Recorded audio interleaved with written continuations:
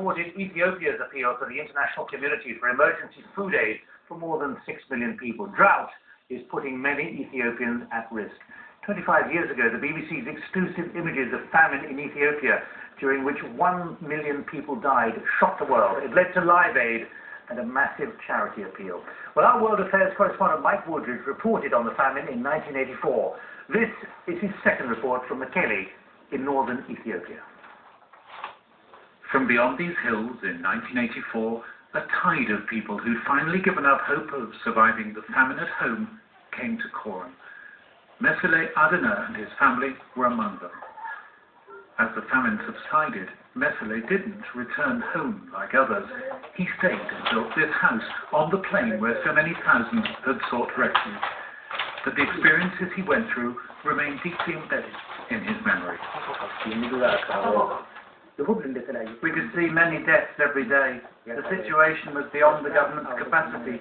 We were burying people in 3 directions. Mesele says the famine taught him and other farmers in the area an important lesson. Now we have learned how to work hard, to work day and night, and how to use our land properly. As you can see, we are growing all sorts of vegetables in our backyard.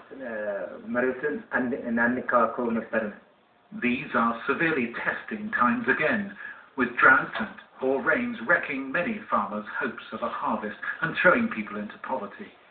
The government appealed for emergency food aid for more than 6 million people. It also has a strategy for reducing this kind of dependence on food aid. The methodologies that we are trying to cope with this type of situation is to expand water harvesting techniques in the rural areas, improve the water and soil conservation programs, work in consultation and with the participation of the farmers to improve the degradation of land. We are in a very tough time. The government cannot help us to get out of this problem. Mullah Udiye was 10 at the time of the 1984 famine.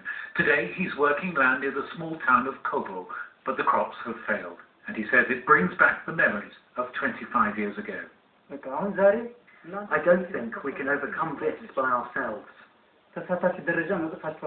Maybe more Ethiopians have to believe that the country can escape from its cycles of hunger, if it's ever to happen. Mike Woodridge, BBC News, Northern Ethiopia. You're with World News Today. In the next half hour on the programme,